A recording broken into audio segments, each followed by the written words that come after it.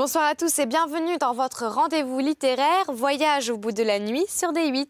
Je suis ravie de vous retrouver pour la suite d'une lecture ensemble. Nous avons commencé les chroniques italiennes de Stendhal. Stendhal, alias Henry Bale, à qui nous devons le célèbre roman Le jour et le noir, n'importe quoi, Le rouge et le noir. Voilà, j'avais commencé cet ouvrage, je vais donc le poursuivre. N'hésitez pas à réagir sur les réseaux sociaux avec le hashtag VBN.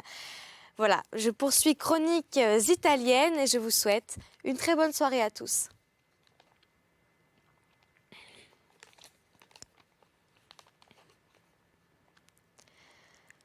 Peu après son arrivée, elle fut rejointe par son frère Flaminio, qui jouissait de toute la faveur du cardinal Farnèse.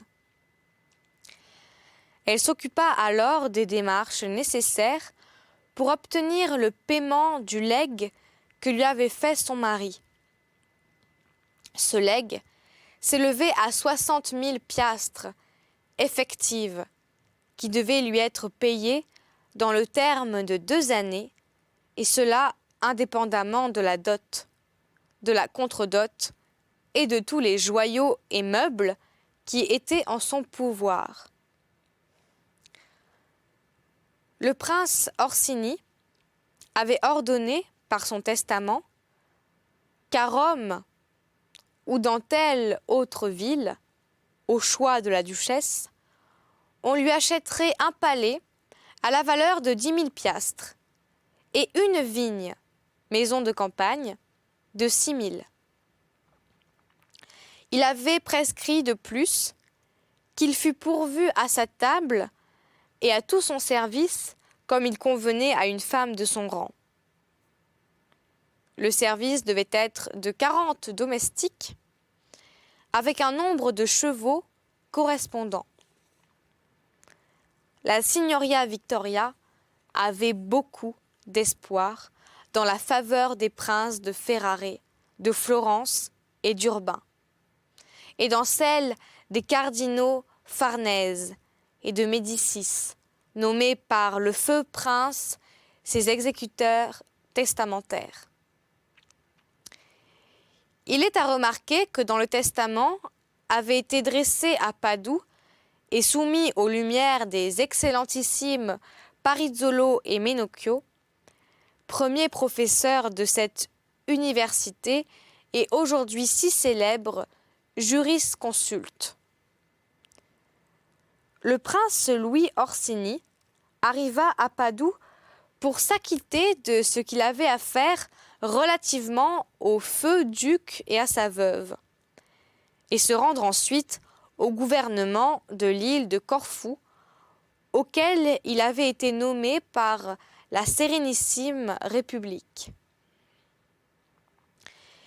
Il naquit d'abord une difficulté entre la Signoria Victoria et le prince Louis, sur les chevaux du feu duc, que le prince disait n'être pas proprement des meubles, suivant la façon ordinaire de parler, mais la duchesse prouva qu'ils devaient être considérés comme des meubles proprement dits. Et il fut résolu qu'elle en retiendrait l'usage jusqu'à décision ultérieure. Elle donna pour garantie le seigneur Soardi de Bergame,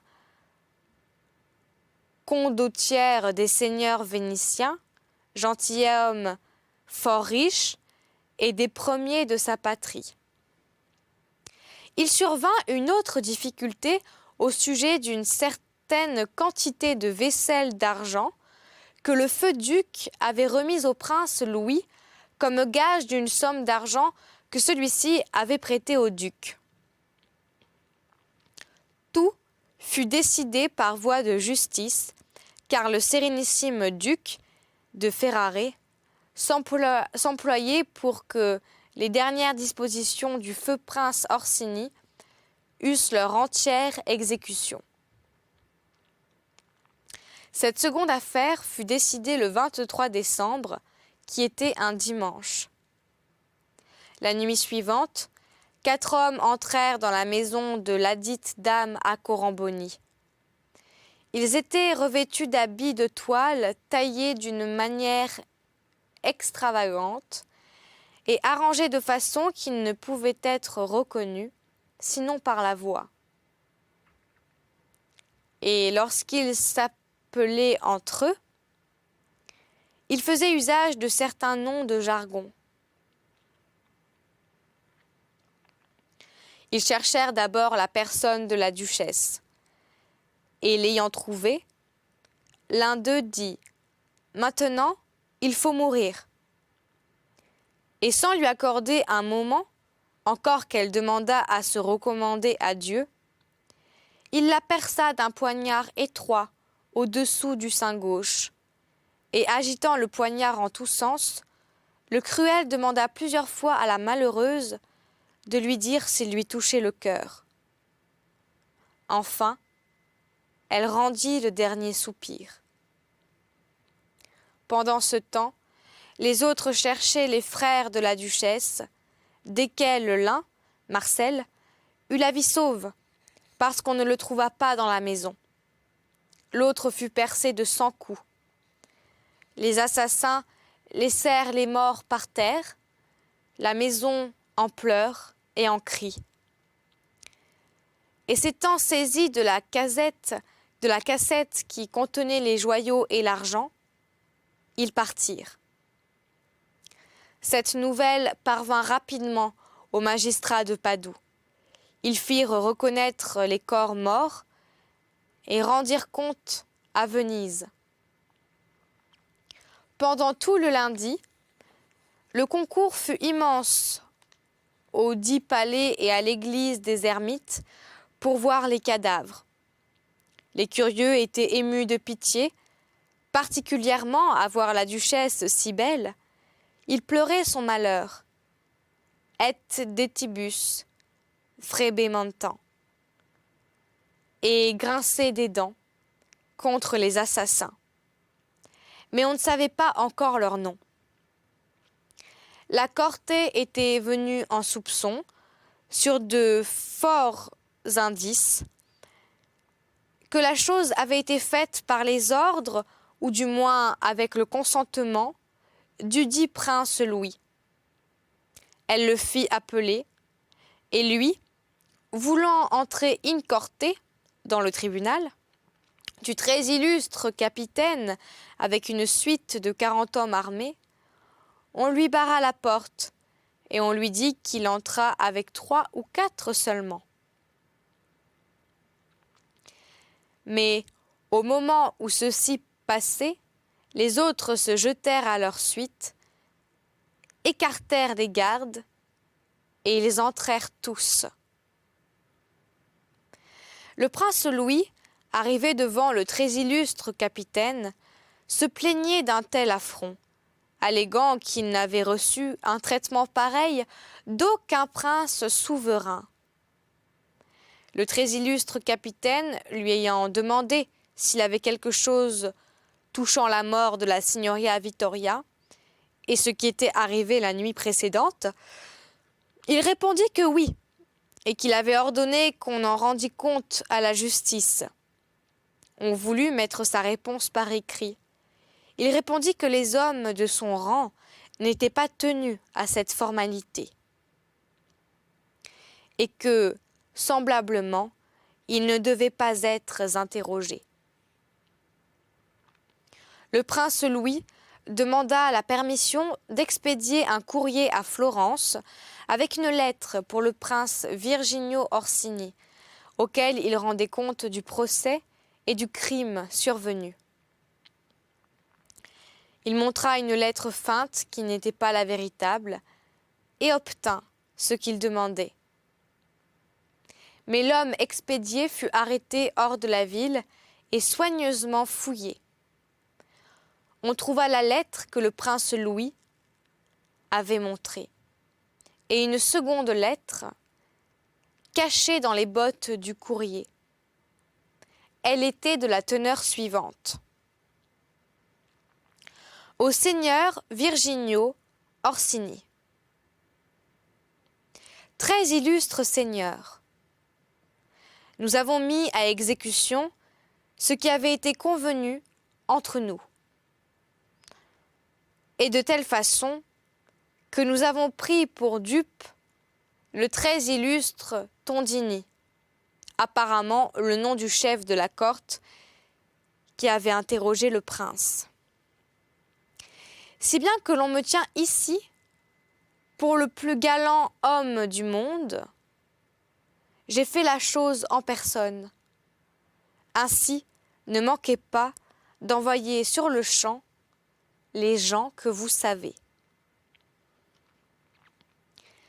Cette lettre fit impression sur les magistrats. Ils se hâtèrent de l'envoyer à Venise. Par leur ordre, les portes de la ville furent fermées et les murailles garnies de soldats le jour et la nuit.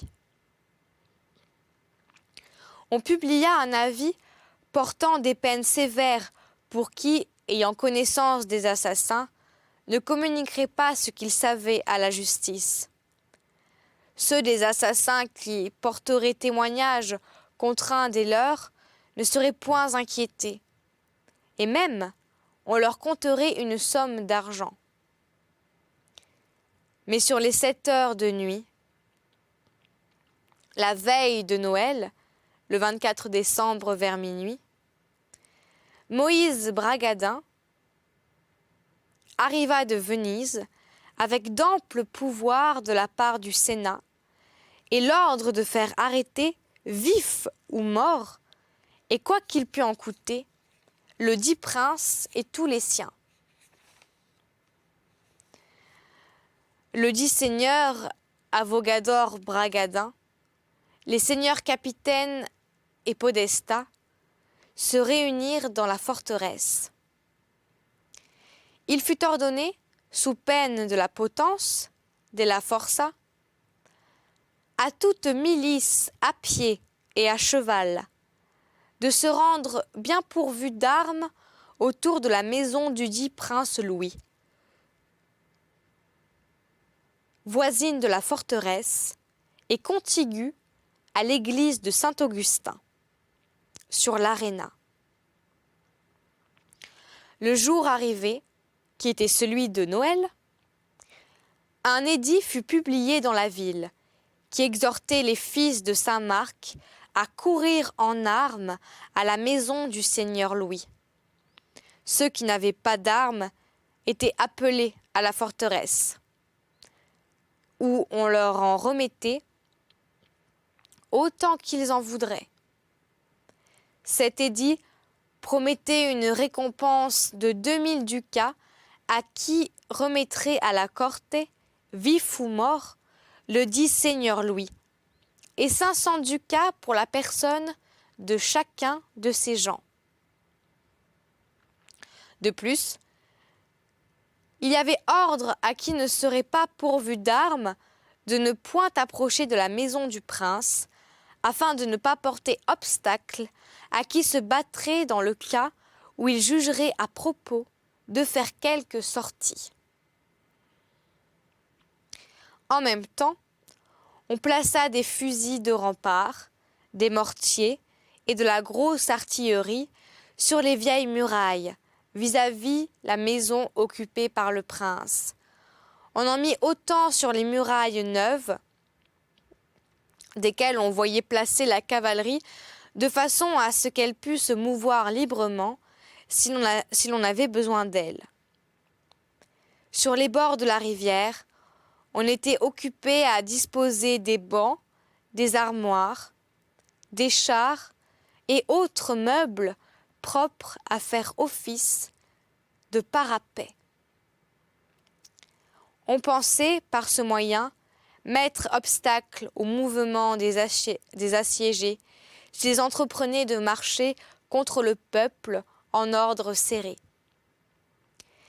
Ces parapets devaient aussi servir à protéger les artilleurs et les soldats contre les arquebusades des assiégés. Enfin, on plaça des barques sur la rivière, en face et sur les côtés de la maison du prince, lesquelles étaient chargées d'hommes armés de mousquets et d'autres armes propres à inquiéter l'ennemi s'il tentait une sortie. En même temps, on fit des barricades dans toutes les rues.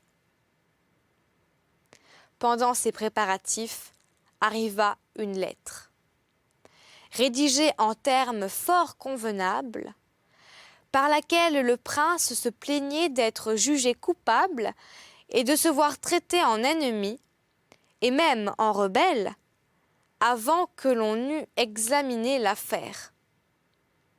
Cette lettre avait été composée par Liverotto. Le 27 décembre, 3 gentilshommes, des principaux de la ville, furent envoyés par les magistrats au seigneur Louis, qui avait avec lui, dans sa maison, 40 hommes, tous anciens soldats accoutumés aux armes. On les trouva occupés à se fortifier avec des parapets formés de planches et de matelas mouillés et à préparer leurs arquebuses. Ces 3 gentilshommes déclarèrent au prince que les magistrats étaient résolus à s'emparer de sa personne. Ils l'exhortèrent à se rendre, ajoutant que, par cette démarche, avant qu'on en fût venu aux voies de fait, il pouvait espérer d'eux quelque miséricorde. À quoi le seigneur Louis répondit que, si avant tout les gardes placés autour de sa maison étaient levés, il se rendrait auprès des magistrats, accompagné de 2 ou 3 des siens, pour traiter de l'affaire, sous la condition expresse qu'il serait toujours libre de rentrer dans sa maison. Les ambassadeurs prirent ces propositions écrites de sa main et retournèrent auprès des magistrats, qui refusèrent les conditions, particulièrement d'après les conseils du très illustre Pio Enea et autres nobles présents. Les ambassadeurs retournèrent auprès du prince et lui annoncèrent que, s'il ne se rendait pas purement et simplement, on allait raser sa maison avec de l'artillerie. À quoi il répondit qu'il préférait la mort à cet acte de soumission. Les magistrats donnèrent le signal de la bataille, et quoiqu'on eût pu détruire presque entièrement la maison par une seule décharge, on aima mieux agir d'abord avec de certains ménagements, pour voir si les assiégés ne consentiraient point à se rendre. Ce parti a réussi, et l'on a épargné à Saint-Marc beaucoup d'argent, qui aurait été dépensé à rebâtir les parties détruites du palais attaqué. Toutefois, il n'a pas été approuvé généralement. Si les hommes du seigneur Louis avaient pris leur parti sans balancer, ils se fussent élancés hors de la maison. Le succès eût été fort incertain. C'étaient de vieux soldats. Il ne manquait ni de munitions, ni d'armes, ni de courage. Et surtout, ils avaient le plus grand intérêt à vaincre. Ne va-t-il pas mieux, même en mettant les choses au pis, mourir d'un coup d'arquebuse que de la main du bourreau? D'ailleurs, à qui avait-il affaire? À de malheureux assiégeants, peu expérimentés dans les armes, et les seigneurs, dans ce cas, se seraient repentis de leur clémence et de leur bonté naturelle. On commença donc à battre la colonnade qui était sur le devant de la maison. Ensuite, tirant toujours un peu plus haut, on détruisit le mur de façade qui est derrière. Pendant ce temps, les gens du dedans tirèrent force arquebusade, mais sans autre effet que de blesser à l'épaule un homme du peuple. Le seigneur Louis criait avec une grande impétuosité. « Bataille, bataille, guerre, guerre !» Il était très occupé à faire fondre des balles avec l'étain des plats et le plomb des carreaux des fenêtres. Il menaçait de faire une sortie, mais les assiégeants prirent de nouvelles mesures et l'on fit avancer de l'artillerie de plus gros calibre. Au premier coup qu'elle tira, elle fit écrouler un grand morceau de la maison et un certain Pandolfo le Prati de Camerino tomba dans les ruines. C'était un homme de grand courage et un bandit de grande importance. Il était banni des États de la Sainte Église et sa tête avait été mise au prix de 400 piastres par le très illustre seigneur Vitelli pour la mort de Vincent Mitelli, lequel avait été attaqué dans sa voiture et tué à coups d'arquebuse et de poignard, donné par le prince Louis Orsini, avec le bras du susdit Pandolfo et de ses compagnons. Tout étourdi de sa chute, Pandolfo et ses compagnons. Tout étourdi de sa chute, Pandolfo ne pouvait faire aucun mouvement. Un serviteur des seigneurs Gadi Listra s'avança sur lui, armé d'un pistolet, et très bravement, il lui coupa la tête, qu'il se hâta de porter à la forteresse et de remettre au magistrat. Peu après, un autre coup d'artillerie fit tomber un pan de la maison, et en même temps, le comte de Montemillo de Pérouse, et il mourut dans les ruines, tout fracassé par le boulet.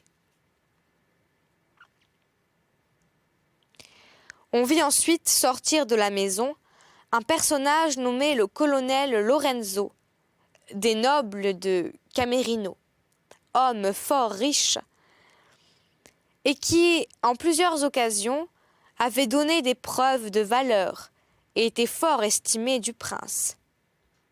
Il résolut de ne pas mourir tout à fait sans vengeance. Il voulut tirer son fusil, mais encore que la roue tourna, il arriva peut-être par la permission de Dieu que l'arquebuse ne prit pas feu, et dans cet instant, il eut le corps traversé d'une balle.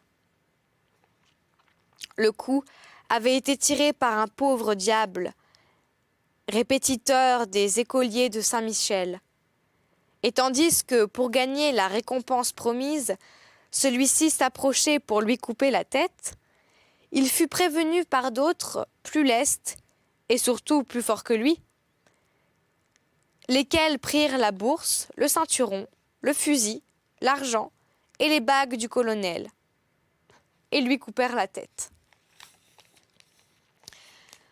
Ceux-ci étant morts, dans lesquels le prince Louis avait le plus de confiance. Il resta fort troublé, et on ne le vit plus se donner aucun mouvement.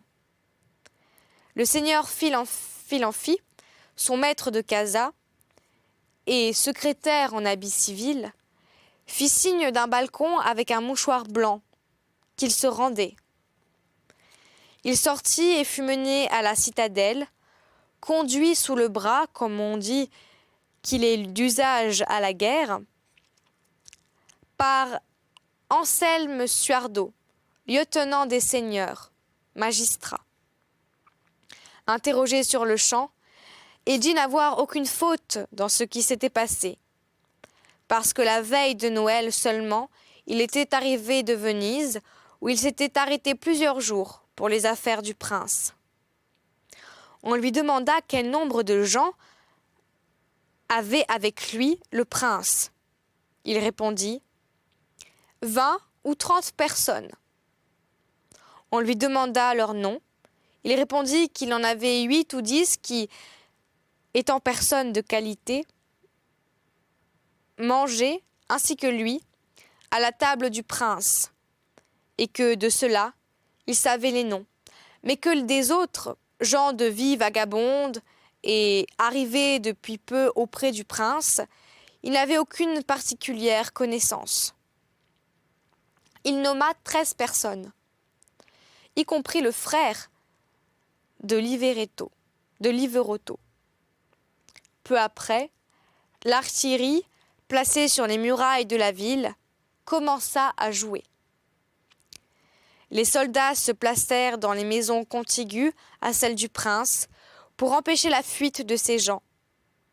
Le dit prince, qui avait couru les mêmes périls que les deux, dont nous avons raconté la mort, dit à ceux qui l'entouraient de se soutenir jusqu'à ce qu'ils vissent un écrit de sa main accompagné d'un certain signe. Après quoi, il se rendit à cet Anselme Suardo, déjà nommé ci-dessus.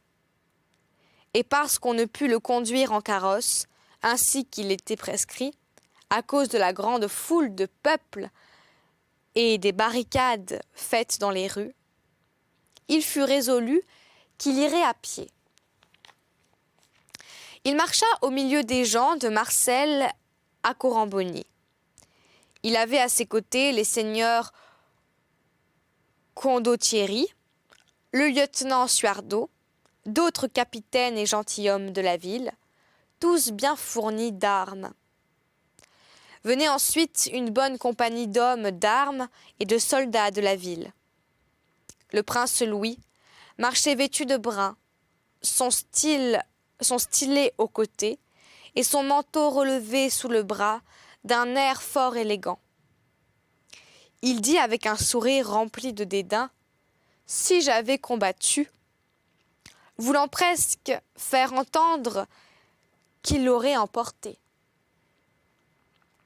Conduit devant les seigneurs, il les salua aussitôt et dit : « Messieurs, je suis prisonnier de ce gentilhomme, montrant le seigneur Anselme, et je suis très fâché de ce qui est arrivé et qui n'a pas dépendu de moi. » Le capitaine, ayant ordonné qu'on lui enlevât le stylet qu'il avait au côté, il s'appuya sur un balcon et commença à se tailler les ongles avec une paire de petits ciseaux qu'il trouva là. On lui demanda quelle personne il avait dans sa maison. Il donna parmi les autres le colonel Liverotto et le comte Montemolino, dont il avait été parlé ci-dessus, ajoutant qu'il donnerait 10 000 piastres pour racheter l'un d'eux, et que pour l'autre, il donnerait son sang même. Il demanda d'être placé dans un lieu convenable, avec un homme tel que lui.